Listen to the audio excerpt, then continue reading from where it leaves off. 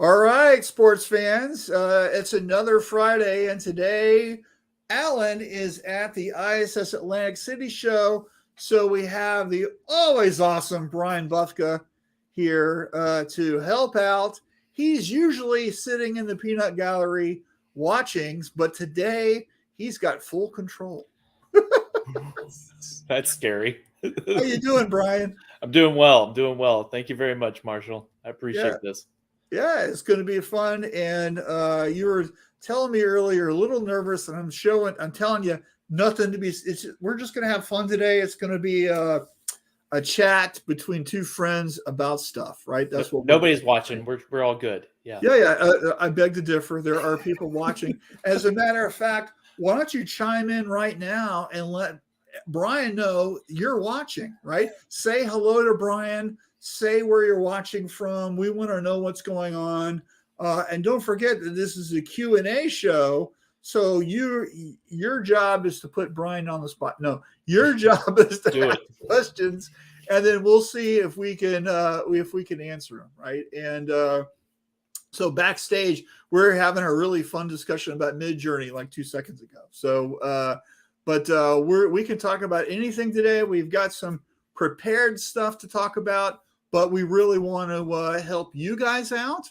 And Brian is an entrepreneur just like you guys. So I'm sure any questions that you ask, he's going to have his answer from his perspective. It'll be just as valid. So, all right. So let's say hi to some folks real quick, and then we'll pay some bills. So Tyler's here watching from the back. He's my screen printer. He's watching in the back of the shop right now. So he's not working, right? You're paying, get back to work, Tyler. Yes.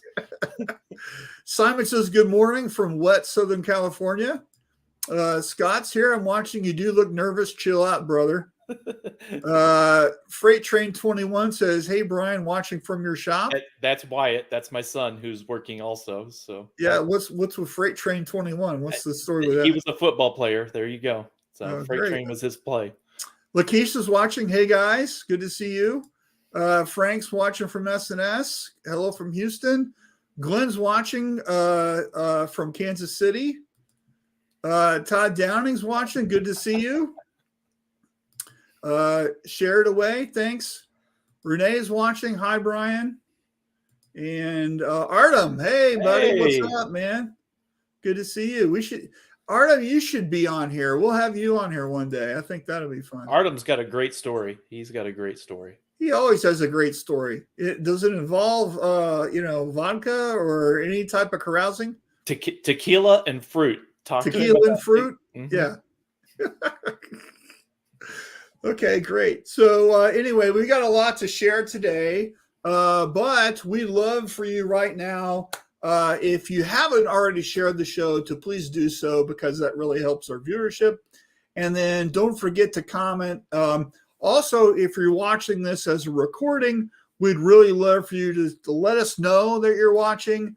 And you might even be listening, because this is available as a podcast on all the podcast channels also. So, Brian, no pressure there, but people can listen to you now. Fantastic. On Spotify or Google Podcasts or whatever, right? So, all right. So let's pay some bills real quick with our little commercial. And we want to thank GSG, of course, for sponsoring our show, and they just re-up for another year. So thanks, GSG.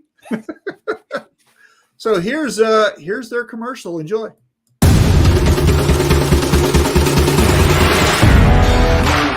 GSG, the combination of over half a century of knowledge with industry-leading technology and the customer at the center of everything that we do. Graphic Solutions Group is a powerhouse distributor of traditional screen, sign, wide format digital printing, embroidery, and textile decorating. We are committed to our customers, providing support, educational, and consulting services. Your success is our success. We've seen these industries grow and change in our 70 years, one thing never changes: GSG's dedication providing the best products and services available. We've been around, we'll be around, from the highs and the lows, standing right here with you. GSG, the right products, right away. Awesome. So, Brian, that's the first time you've seen it from backstage. It is. It was interesting. It's a lot louder back here than it is probably from your computer. Yes, it is. Yes, it is. So, anyway, so we got more people showing up. Shane's here from Grand Junction, Colorado. Dean's watching. Hey, happy Friday, Dean. Artem says, whenever ready, whenever you are. And Ray's here from Avient. Good to see you, Ray. Hey, are you in Atlantic City? Or are you still in Georgia? What's up with you? And then Sean's here. Good morning. Good afternoon, gentlemen. Sean's actually sat in your chair right now. Sat in for Alan. Oh, I didn't bring a giant Allen head. I totally failed. I apologize. Dang it. Yeah, he could have sent that to you. I could have printed one in the back. We have the printer. And then who else is here? So Ray's here. You spelled Screenlings wrong. Myra Crump, I guess that's the maiden name, right? Yeah. The real boss is on it. That's great. He's in Georgia, right? And Mike's here. So good morning from California. Richard's from Atlantic City. And Charles is here. Hey, y'all. Good morning. Hey, right. So a lot of folks here today. Thanks so much for hanging out. So, all right. You ready to get going? Let's do it. So our first topic, guess what? It's all about you. So, so Brian, just what the hell do you do all day? That's what we want to know. Oh, I know. I don't know what I do all day. That's a great question.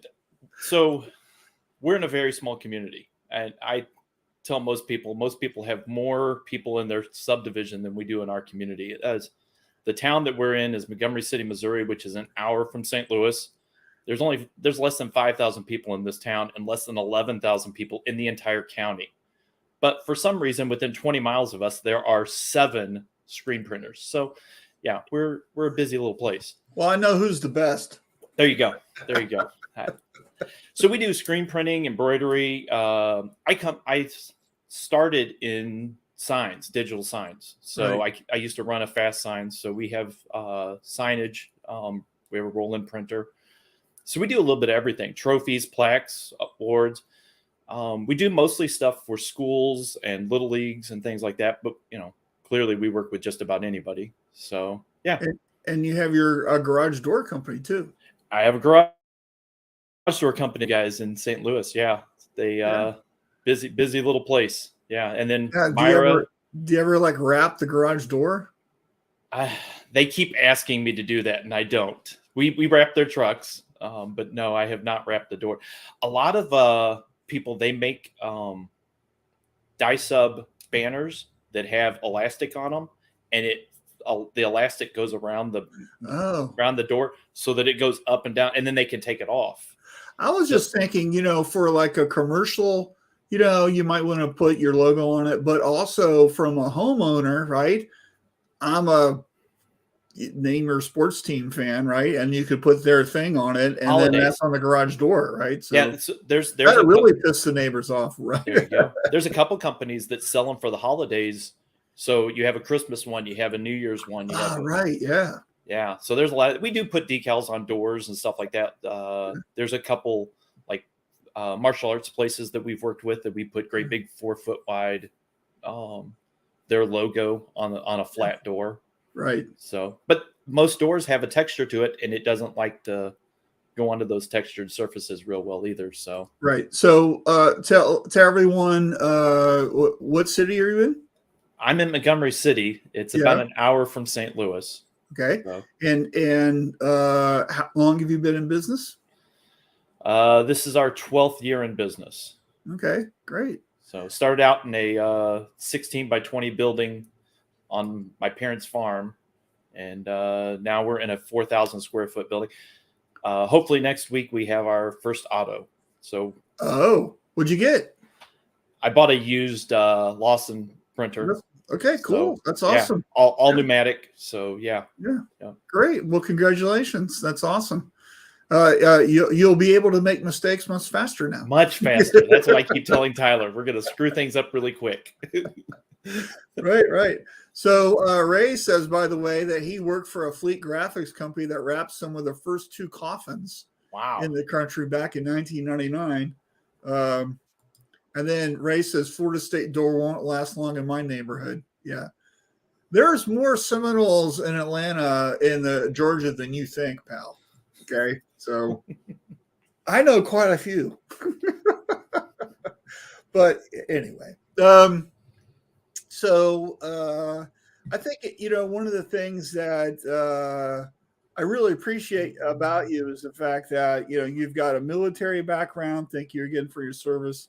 And that you're not afraid to do things like, was it last year, 2 years ago that you went to Washington, D.C. to present? Was that last year? That was last year. That was New Year or Veterans Day last year. They did a small business, veteran-owned business thing in the Capitol building at Washington, D.C. And I was one of 17 businesses there. And I was the smallest by a long stretch. Like there was a bakery that did $40 million a year. There was an IT company that had 200 employees. Right. So and then there's Brian. And then I'm standing there going, I lost more money. From the story you told me, you made an impact though. So I told them exactly how I felt about their COVID shutdowns whenever it was the week before all the little leagues started. So yes, the room was very silent and there were a lot of dipped heads as soon as I said that it felt like they didn't take into account how shutting the world down was going to affect small businesses. Yeah, right. And large businesses. I mean, how many screen printers do you know that went out of business because they didn't have the cash flow anymore? Didn't know how to deal with the pivoting and all that stuff. Yeah, so it was quite impactful for my business, and I'm sure for a lot of people here. And I know a lot of people, and the people that really went out of business were the ones that had a lot of debt. So if your accounts receivable was out of control, you were not getting that money back. And for a lot of shops, that was the nail in the coffin because they needed that money to survive. And then those companies weren't ever going to pay them because they went out of business or whatever. That was it. Done. Well, and I'm small business. I'm not going to. So many places live paycheck to paycheck, job to job. What paying Peter, robbing Paul, doing the whole thing. Right. So yeah. Well, So that's why I'm a huge believer in getting all the money up front. So 100%. Yes. Sir. So, all right. Well, great. And I have to share this. I talked about this before we got on, but I want to share the story. So I met Brian at Shirt Lab St. Louis. Prior to that, I didn't really know him at all. I saw him on Facebook or with some posts or whatever. And so it was during lunch. He was sitting there by himself, and I purposely introduced myself and sat down to meet him. And I was intentful with that. And I try to do that as much as I can. I try to meet people I haven't met before. And it was a really good conversation. And I think that kind of like friendship, relationship, whatever you want to call it, kind of sparked from there. And so that was 4 years ago? Yeah. So, well, anyway. And I'll tell you that what was cool about that. So you came and sat down with me. Then Tom came over and talked to you. And of course I talked to Tom around. And then my mind just went completely blank. Ryan Moore came over and sat down and talked to both of us. And then you had to go do something for Shirt Lab. So then I had a whole conversation with him. And I called my wife. I was like, you're not going to believe who I just talked to. Like it was kind of silly, but yeah, I get it. Well, is well, I had like hosting duties, so Yep. I had to I was running the show, so, but it's like one of these things where I try to be intentful with stuff, right? And you can always sit with people that you already know and have relationships with. I always found it more fun to try to find people you haven't met, or you kind of know them a little bit, but here's your chance, right? And so I always thought that was kind of fun, right? So want to throw that out there. So that's all about introduction to Brian, and that kind of segues into the next thing, which is smaller shop struggles. And I think this is going to be a good topic today because, that's you. You're a small business. You're not somebody with, a half dozen or more autos or whatever, and 50 people. And you've got what, 6 employees? How many do you have? I have 3 employees. 1 part-time, 2 full-time, then me and Myra, we do all the rest of it. So okay, yeah. So that's what, 5? Yeah, 5 of us. 5, yeah. Right. And so everything that has to happen does that. And to be funny here, you wear a lot of hats. You want me to wear a lot of hats? Yeah, We're you good. wear a lot of hats.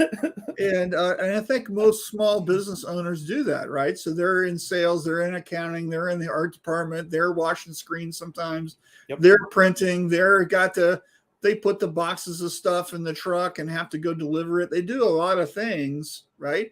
So why don't you just share kind of some of your struggles?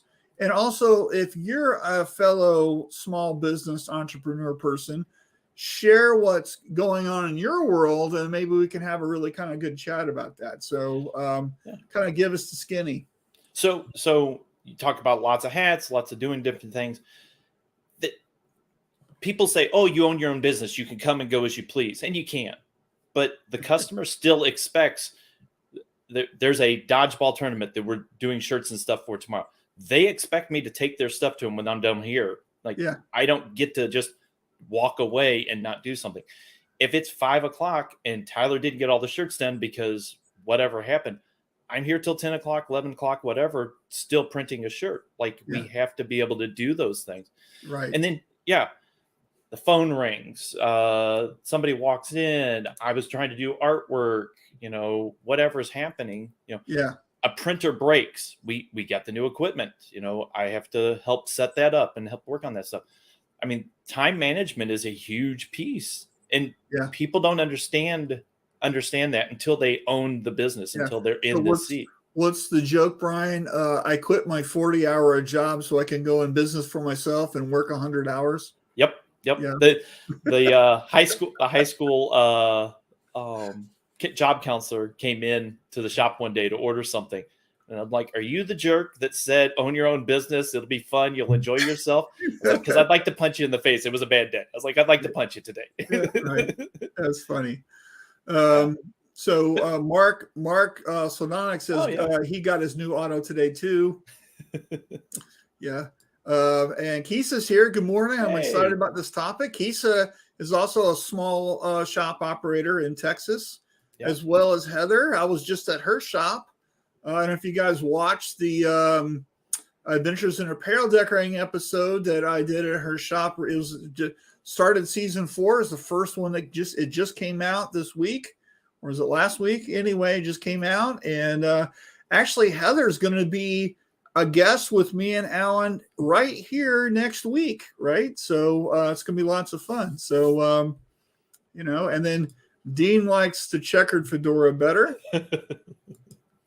And the essence of profound insight is simplicity. Thanks, Daryl. He's always the philosopher, And Daryl runs a small shop. It's just him and Griselda. Actually, I think, Daryl, you have a third person now, right? I think you've got somebody in the screen room now, right? But, and he does a completely different. He has a completely different experience because of how he runs his shop.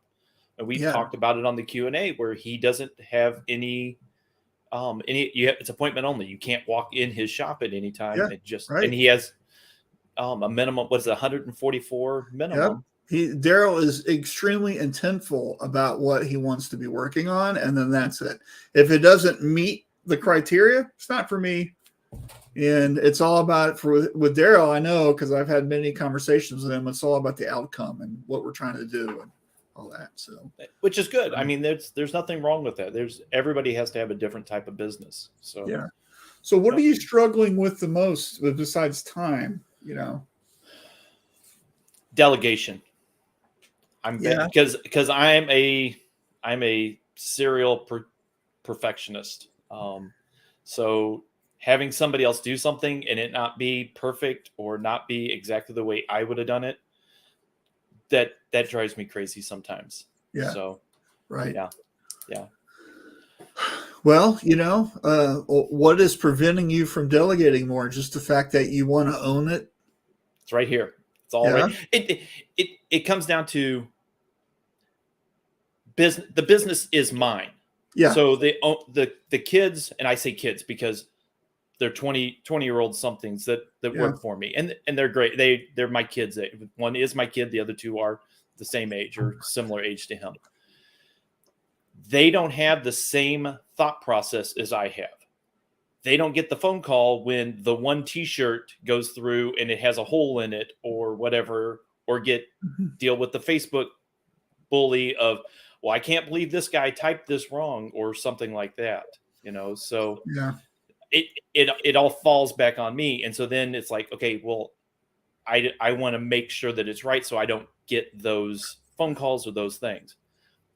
And so so here's the question for you, right? So in any name your task, right? There should be a training, a checklist, a quality control step, or some sort of thing that, there's the first place printing way that we're doing it. And that's dictated by you and your team, and you build that out. And then they have to, so when you delegate, right, when you're delegating to somebody, they have to know how to do it. That's training, right? Yep. They have to have the right equipment to do it. That's really on you as a business owner. They have to have the right time, right? So if it takes 30 minutes and they only have 5, they're going to do a crappy job. Yep. And then the last thing is they have to be willing, right? And sometimes people aren't willing, even though I used to have this guy that I used to work for, and our nickname for him was the Seagull, because around, we left at 5, and he was right here. About 4:45 every day, he'd come flying in and just poop on everybody with, hey, can you do me a favor things, right? And then and it's like, what was that, right? And you have to be willing for somebody to do a good job, right? And not just, if somebody's already overworked, right, and you give them just another thing to do. So it's like, I'm already juggling 10 balls. You're going to give me 15, something's going to drop, right? So, well, and as the small business owner, that's where I've had a lot of bad managers. Military has horrible managers in a lot of situations. Yeah. And so I've seen that. And so hey, I need to take off 5 minutes early. The kids will call me. Hey, it's 6 o'clock in the morning and I'm sick. I'm like, then don't show up. But we've got, this, and this. Fantastic. I'll figure out how to make it do it, because I don't want them rushing and doing all plus the shitty infecting everybody else with whatever kind of bug they have too. Yeah. Don't bring the flu to me. I don't need that either. Yeah. But I don't also want them to be rushing, just like you said, like that's a whole other thing of, that you're asking them to do too much. They're sick. Now that you're asking them to work hard too. Like that doesn't do anybody any good. Yeah. Right.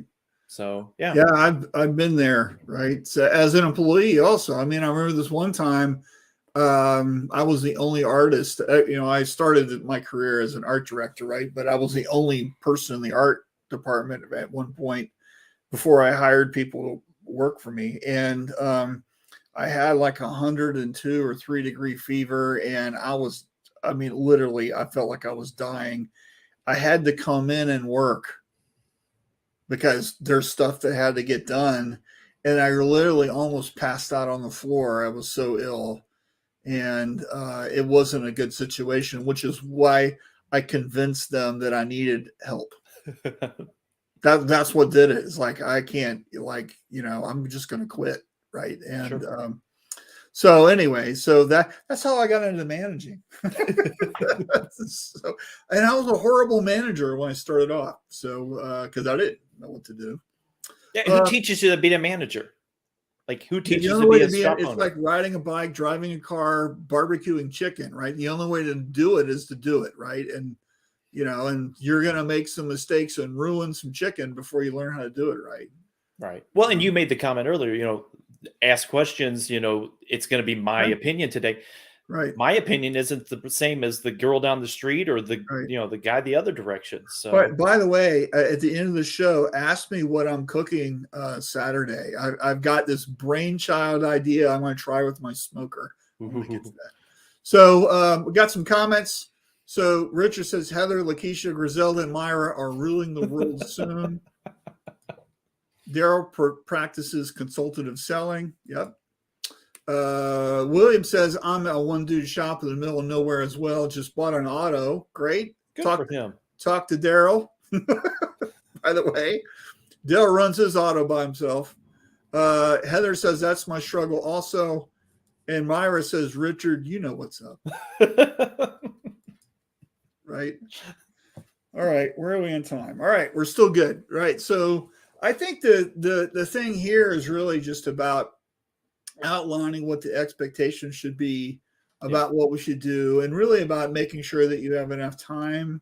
I think a lot of times we, especially in and I don't know how you do it, but in sales, a lot of times we agree to things and then we get into them. It's like, what was I thinking? And because it's impossible to pull off, right? And a lot of that's dictated sometimes by the client where they don't give you enough time, right? And I need church by Friday and it's Wednesday, right? And yeah, Tuesday at 6:00. We have a funeral on Thursday. I need 50 shirts for the funeral on Thursday. It's Tuesday at 6:00. Like you can't. Like I just got them sitting in the back. Like where did I? Right. Yeah. Well, so your choice is either A, really gig them. they should really be paying for that, or just, hey, sorry, I can't help you. Can't help. And that's because we have a minimum. It's not fair to our other clients because once you start that job, right, those jobs are the reasons why the other jobs don't get completed. Yep. And really just understanding that and knowing, and really, but if you build a process for what we'll just call the expedited or express lane job, right? Here are the things that have to happen. And if they don't happen, we can't do it, right? And the first thing would be to charge a really good rate. So you're making good money on that, because if you're at the end of the day going, why did I agree to this, right? Then you'll go, well, yeah, I'm making $1,000 for an hour's worth of work. You'll go, yeah, okay, that makes sense, right? So, what else is going on there? Little leagues. We've got thousands, like close to 1,000 shirts. We got 40. One little league has 40 soccer teams. They have 30-something, 38-something baseball teams. And then we've got like 4 or 5 more. So yeah, we're struggling just to get, the artwork. The sponsors didn't send in the artwork right. The getting everything in here in time. Badger doubled some of the orders and misshipped some stuff. Right. And Yeah. Like we have all the same struggles everybody else has. Yeah. So, I mean, a lot of times the decoration is the easiest part of this whole business. It's the logistics of everything that's the struggle, right? Yeah. In getting your clients to give you the right art, or getting the vendor to give you the right product. That's where we fall down, right? And hey, Eric's here. Hey, Eric. Hey. How many times have we taken an art project or that major rush? Always better if it's priced right. There you go. Thanks, Eric. Hey, by the way, we still want to have you on the show. So let's talk. He was going to be on the show and then had to cancel. So he's so smart. He knows so much. I know, he's great. Hey, are you in Atlantic City right now? Probably in between classes. Probably, right? So And by the way, if you're at a trade show and you're doing embroidery, you should be taking every single one of Eric's classes. Watch his show on Fridays. Yeah, He watch does the take up, all that Yeah. stuff. And you know, something that always amazes me is how fast Eric talks. So he should be an auctioneer. He talks so quickly. So anyway, so yeah, so just getting back so those type of jobs, it's really about organizing things. Yep. About having everything set up the right way. So if you're thinking about that process, it's thinking through what you're doing before you do it, and then organizing it so it's the simplest way that you could do it, right? Yeah. And I think, you know, so if it's like a number and you got to apply two layers of numbers for the number, just order it so it's one with the outline as a DTF, and that way you don't have to do two, right? Yep. Or if you're doing heat press stuff, right? A way to do that is to use like a dual air fusion. So it's the shuttle press while you're loading one shirt, the other one's cooking, right? Well, and so we only have we have a single press. So right. We have one person, we use the heat tape. We have one person that's putting names and numbers on the backs of shirts and lining that up, and then making a pile next to that press, and we have somebody that's just pressing shirts. So imagine how much faster you would be if somebody was doing the heat tape, getting it organized, another person was putting them on the press, and then it comes off, and somebody else was ripping off the backing, right? And so it's just an assembly line thing. But what I like about the dual air fusion or similar products is that you know, it's literally twice as fast, right? Because you're doing back. Yeah. And so if you've got a whole league of stuff to do, right? Imagine compressing that time down, right? And yeah, you got to buy this. You got to buy the press, and let me tell you, they don't give them away. You got to buy it, right? Yeah. But you're already spending the money. Right. Well, are you spending it on the equipment, or are you spending on the labor later on? Labor, right. Yeah. And then think about productivity, how your team isn't doing something else because they're doing this, right? Yeah. And so you're losing an opportunity somewhere else because we're bogged down into this big project, right? So to me, having, and I'll tell you, any carpenter, any plumber, electrician, whatever, it's always the right tool that makes it easy, right? And a friend of mine in this industry, that's also true, right? A friend of mine told me years ago, anything that you're going to do more than 3 times, you need to have a jig or a way to place it easier. Yep. And they're 100% right. Yeah. Yeah. Right. Okay, cool. So, all right, where are we?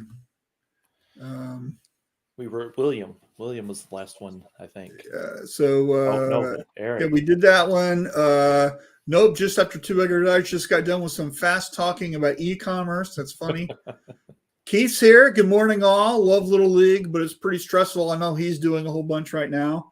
Eric says, thank you both for the kind words. And Norman says to smile. So. All right. Thanks, Norman. All right. Hey, let's, we got to pay some bills here. So we want to talk about GSG real quick. So let me get rid of this thing. And you can find this at gogsg.com. This is the latest Pulse magazine. And since Alan's not here, we thought we would just talk about EasyWay anyway. Heck yeah.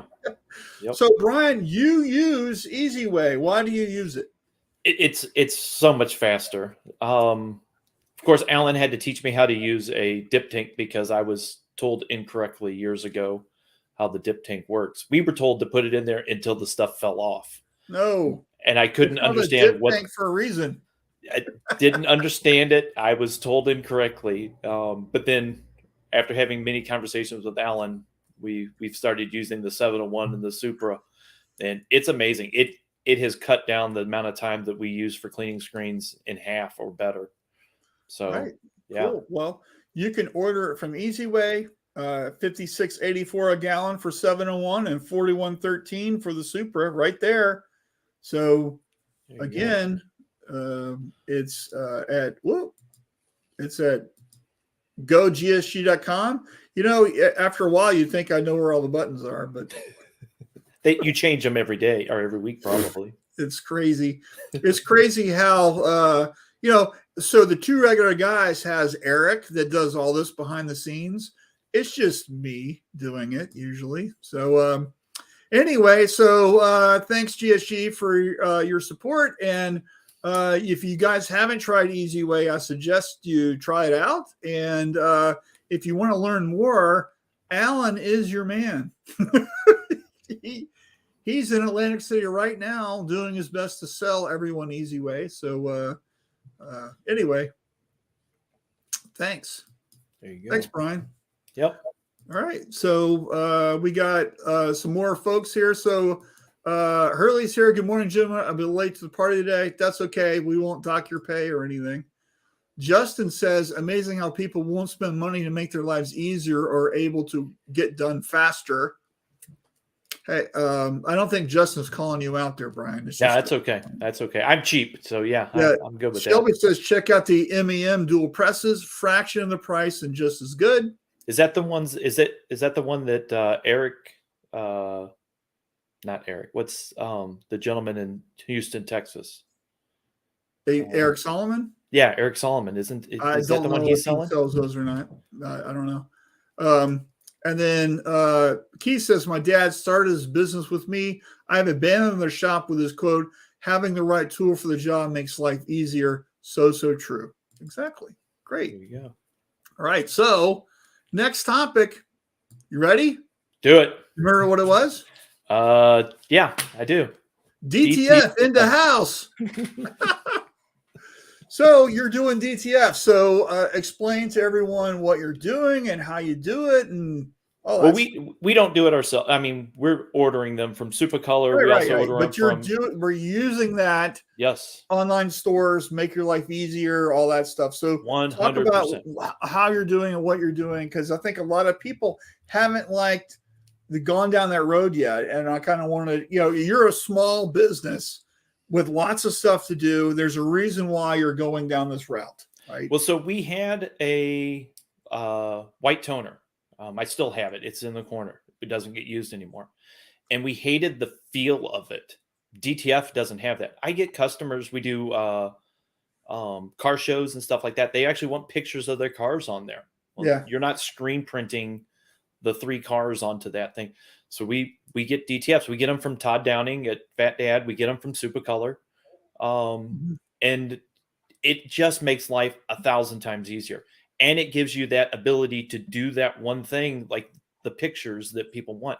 And then we do online stores. So we're able to have transfers here. So now when somebody calls up and, they order their 3 shirts, we've got one business that we work with. And every time they hire somebody, they get they get 2 polos and they get 2 t-shirts.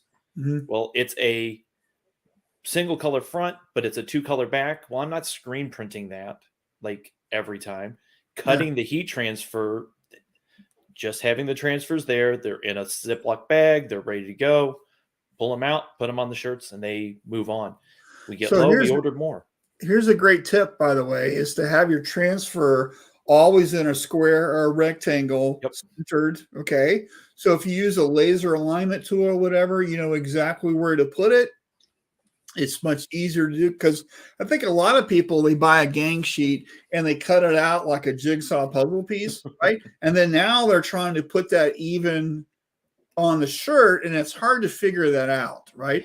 But if you keep it where it's a, 90 degrees, 0, 90 kind of a thing, then you can line it up so much easier with lasers or a T-square or whatever you want to use. And that's just a really neat trick. Right. Pocket knife and a ruler, and make everything straight. Make one edge straight on everything. Right. All day long. Yeah. Because you're right. It makes life easier to set it on there and press that shirt. But that's the beauty of DTF is, we've got, half a dozen things in the back. The track team, somebody, they order just a few, but then somebody a week after, oh my gosh, I didn't realize that was on the website. Boom, they can order it. We can still make a few. Right. So, and do you have like a ratio, like above this we're screen printing, below this was DTF? How do you do that? You think I'm organized that way? Please, that was brilliant. Okay. I love you, So Marshall. Brian, what you should have is you should do the math, right? So here's where we make the best money is under this, above this, whatever. So I would love to be that organized, and maybe someday Myra will get me to that point, but I just price it better. I know I'm going to use DTFs on this job. We talk about it in advance. I know what I'm going to do. Right. I price it that it's going to be TTF, and that. So we have a conversation of with the customer up front of where we're going to be at. Like, how many do you think you're going to sell? What's it going to be? Okay, well, it's going to be DTF then in my head, or it's going to be screen print in my head. Right. And I know, and there's some people that don't like DTF. So we do have a few customers that are like, it's got to be screen printed. All right, well, you're going to pay more if it's just 3 shirts. You're going to pay a lot more. And do they understand that? Yep, I explain that to them up front because I don't. It's one of my bigger pet peeves. Because I know a lot of people, they feel that word has a negative connotation, and they're using a digital heat application or some other form of those words. Let's face it, Walmart ruined the word transfers because they had those ones that you could make in the inkjet printer. Yeah. And everybody's like, oh, these are great. And they work for like 10 seconds after you wash it. And that's the end of it. Right. So it's training. It's showing people, like, we have some pre-made shirts here. Like, here's something you can show. And so they can see that it's not that POS that you would pick up at Walmart and print out. So like one thing you might do is have a sample shirt that's been washed 25 times or, whatever. And then you could just put a sign on it, go, this shirt's been washed 25 times, and compare it to the brand new one. And they can see it's all about giving the expectation as to what's happening. Right. So set expectations up front and then we'll never fail. That's right. Yes, sir. Yeah. Right. Cool. And so as a percentage of your production, what do you feel DTF is? 10%, 20%? 5 to 10%. It's not a ton of it. Like, all of our names are one color, so we do regular heat transfer vinyl for names. Right. But yeah, we're probably 5 to 10% is where we're at with it. It could be more if I, pushed that, but do you feel it's going to grow? Yeah. Yeah. People want that full color picture and stuff like that. I see it only as getting bigger because DTG is not going to work. People have seen DTG and there's a bad taste in their mouth for that also. Well, all these processes work. It, like anything, there's a craftsmanship level. Like DTG works, but if you don't have the pre-treatment dialed in, it doesn't work. Right. If you don't clean your print heads, it doesn't work. Right. If you need a specific Pantone color, it's not going to work, right? If you're trying to print on like a sapphire blue or some sort of reactive dyed shirt, sometimes the pre-treatment reacts and makes it look yellow or something. It doesn't work, right? And, and heat transfers work on just about anything, but some people don't like it, or,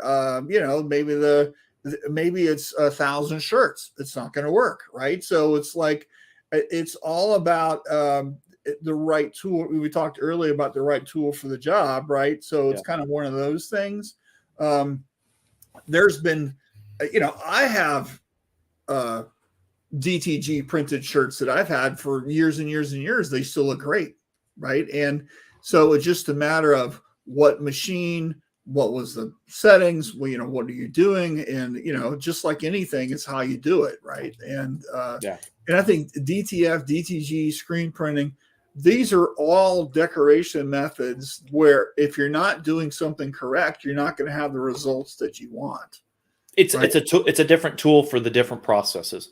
Yes. Right. Yeah. And so there's a lot of people, and I talked to so many people, Brian, and they don't like DTG or they don't like DTF, because they're screen printers and they view everything through the lens of screen printing because it's not screen printing. It feels different. Okay. Yep.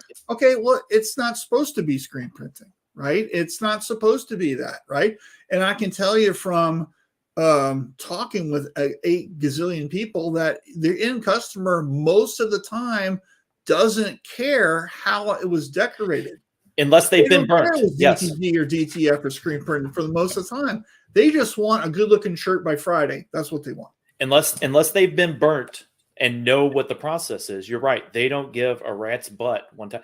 But walk through Walmart, feel those shirts. They're transfers. They're, there's some screen print, but there's a lot of transfers into the retail world. Yeah. And people don't know the difference. Go pick up a Nike t-shirt, they got plenty of transfers on them. Under Armour has plenty of transfers on them. Yeah, right.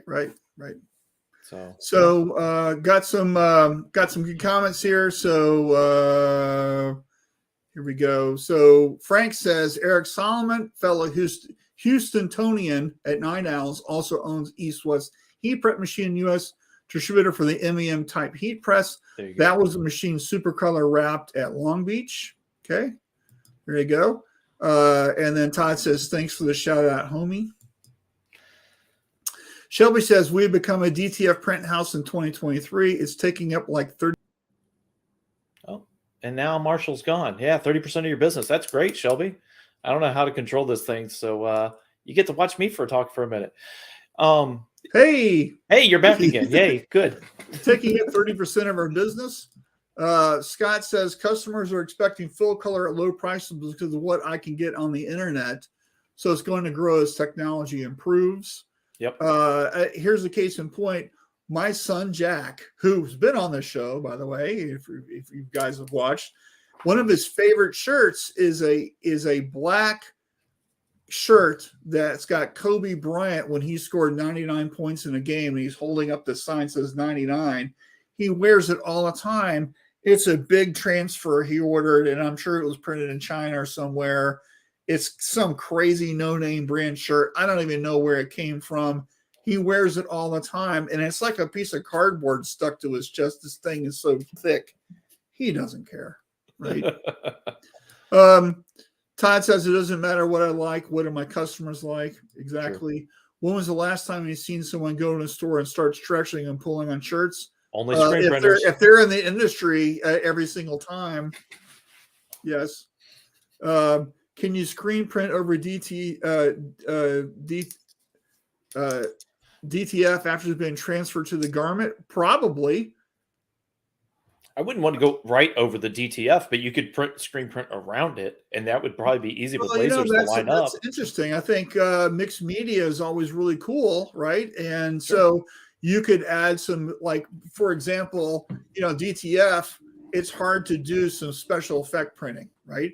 So you could, so let's just say it's metallic gold or, I don't know, Crystallina or something. For some reason, or for Hurleys, some 3D logo or Lego 3D, thing. Or in Chris's case here, it's going to be high density, right? So you could maybe do, let's say it's a starfish, that's a transfer, and then you want to do like maybe high density clear, so it looks like water droplets over the top of it.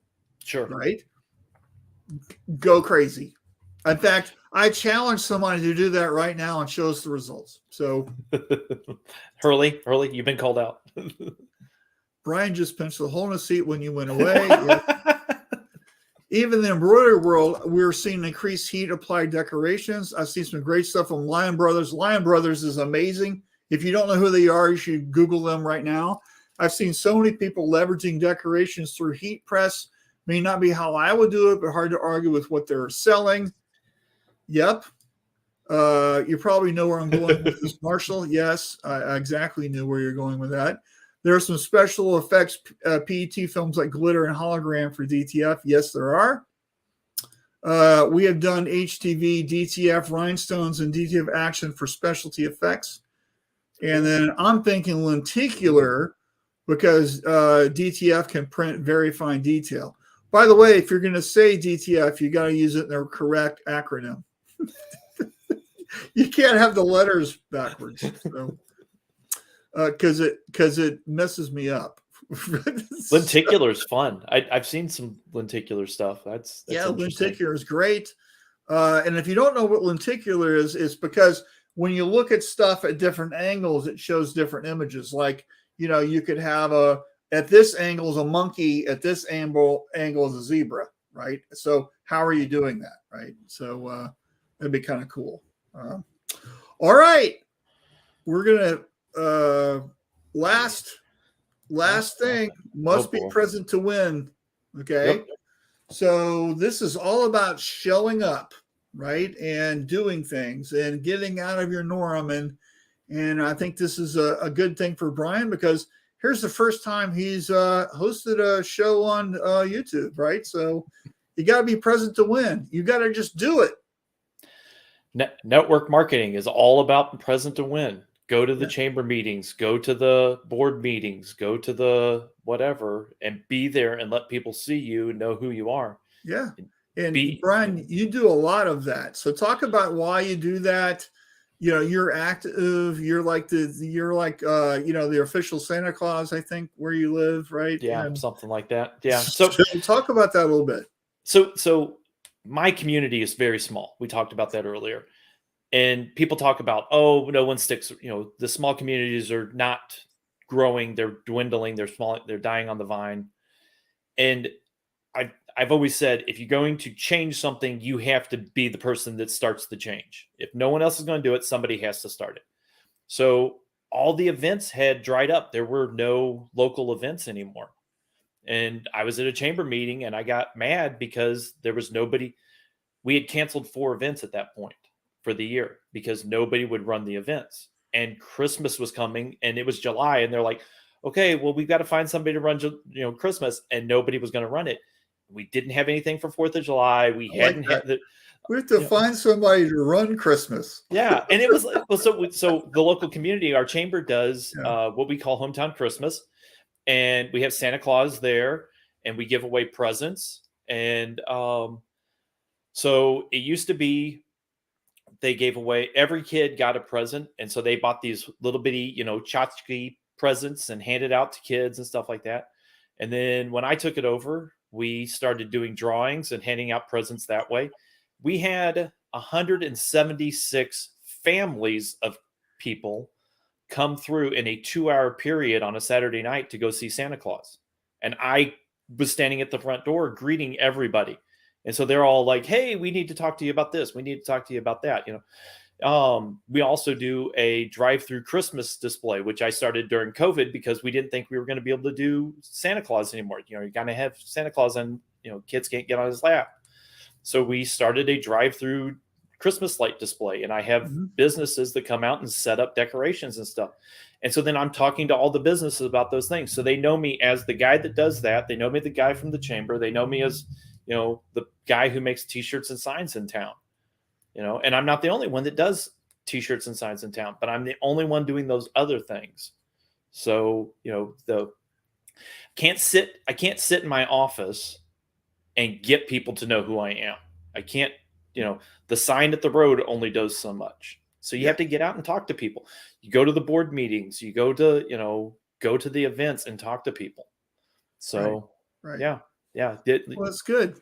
And because you're out there, people know you. And as we all know, this is a relationship industry, right? And, it's always who you know.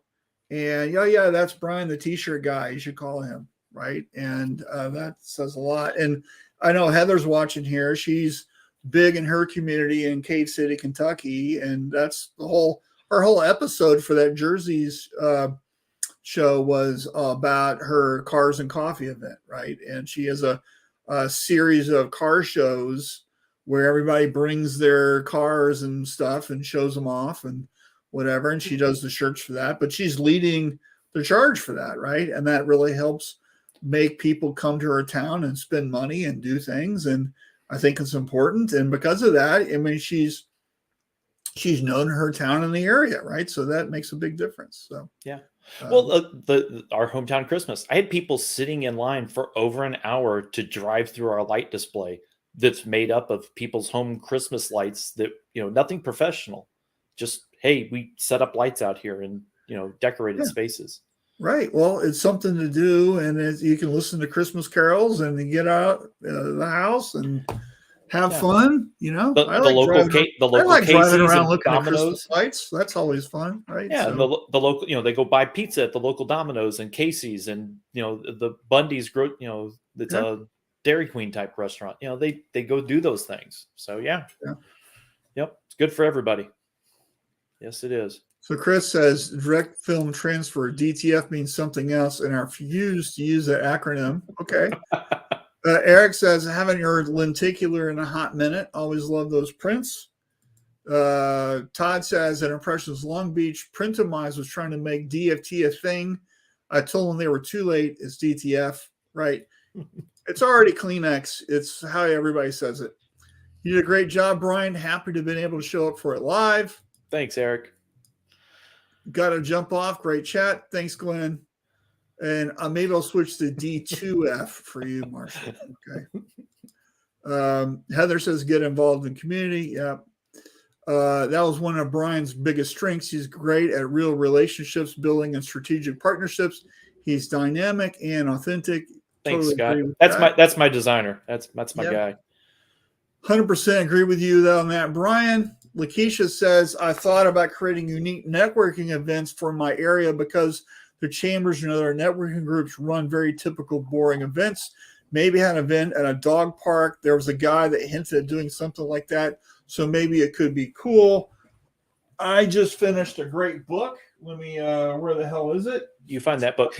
Lakeisha, go do a print, a print day. Have a press set up that just has a single color job and have people come in and print their own shirts. People would love to see that. Yeah, right. And Simon says, great show. So here's a book I just finished. This is Mark. Where's my camera? Mark Schaefer's latest book called Belong to the Brand, which is all about building a community, right? Which is Shirt Lab. That's a community, right? But you can do something for your area, like Brian's doing for the holidays, or maybe you're going to do a dog park thing or whatever. And I know, Lakeisha, you're into climbing, right? You could do a climbing community where you're the organizer, you're doing the thing, you're actually in control of it, right? You just set it up, you invite sponsors in, you invite other people to collaborate with you. You're just organizing everything. And then from that, you become the center hub of the spoke in the wheel, right? Everything revolves around you, right? And so this is actually a really easy to read book. And Mark Schaefer, he's done some stuff with Shirt Lab, and he's one of my favorite marketing guys. He's smart. He's a smart man.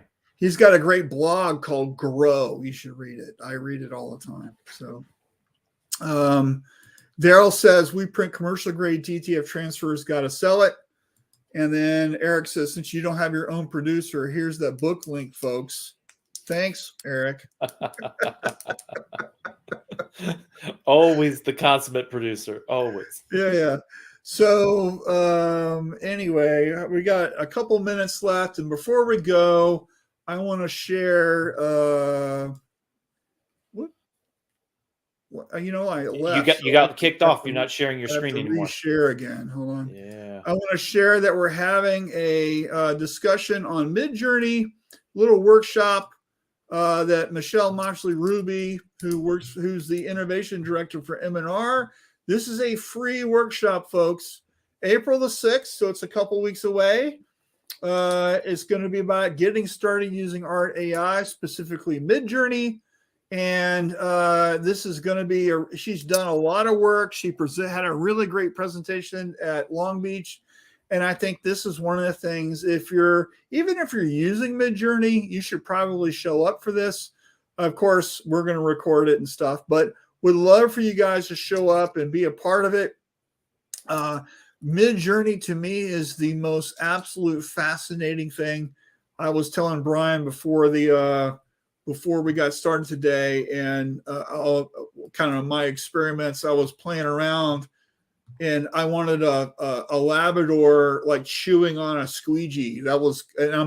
I play around with experiments just on different ways of phrasing things to see if you can get a different result. And then this is just me goofing around yesterday for a couple hours, right? It's just like, I don't know, maybe an hour, right? And I was just trying different things like screen printed and screen printed. What you get different results with what you ask, right?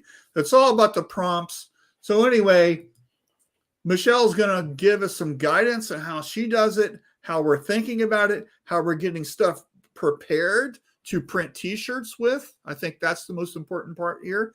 What is she doing shirts with it, Marshall?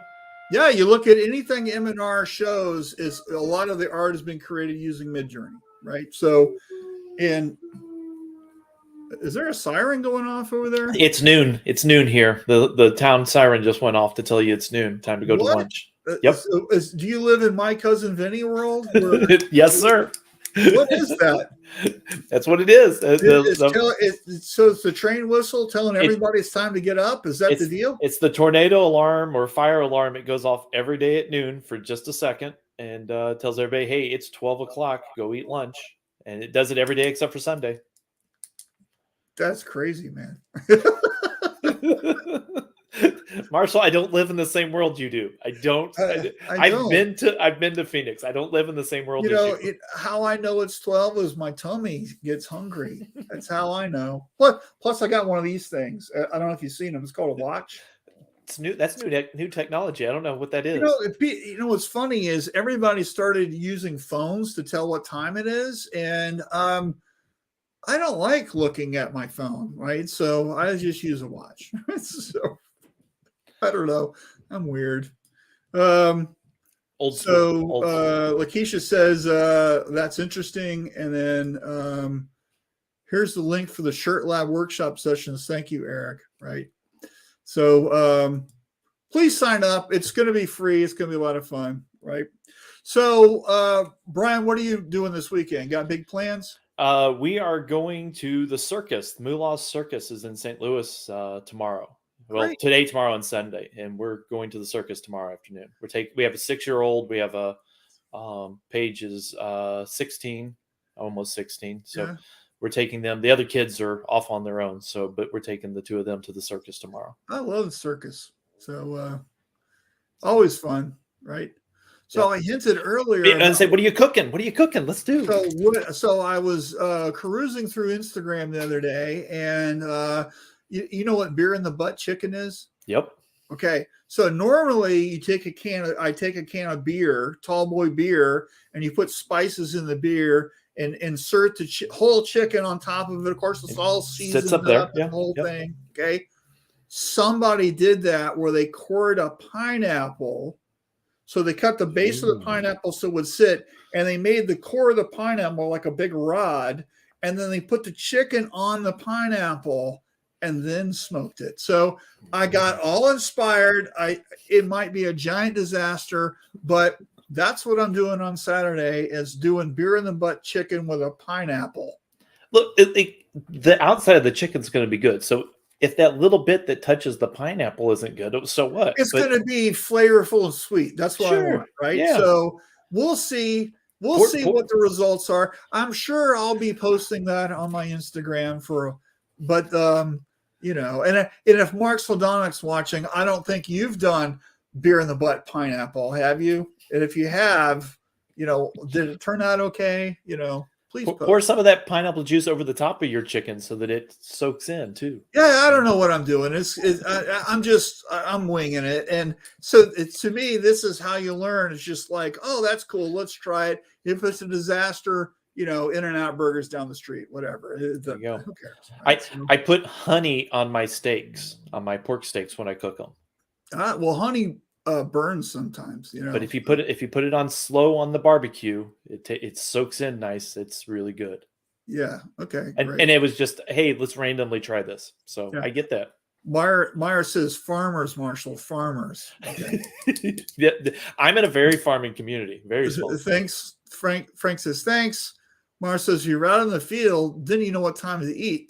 Isn't it when you're hungry? Don't you wear watches? I mean, Todd says, Dr. Pepper time. Hey, we make some fantastic a crock pot pork butt with adobo and Dr. Pepper.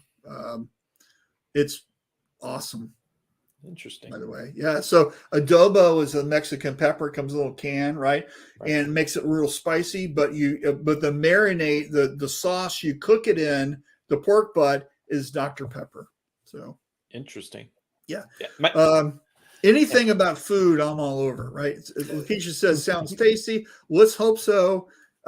And more Dr. Pepper tips from Todd. And then Heather says, see everyone next week. Yes. Thanks for reminding me, Heather, because I'm not a good host. Heather will be here sharing all her fun and glory and stuff. And we'll, of course, I encourage you to watch her Jerseys episode. I'm sure we'll play it. It's and then Lakeisha says, thanks, guys. Good job, Brian. All right. Thanks, Lakeisha. So we're over time. So thanks so much for watching, everybody. Brian, don't go away. Okay. And we'll check you guys next week. Thanks. Thanks, See guys. ya. Bye.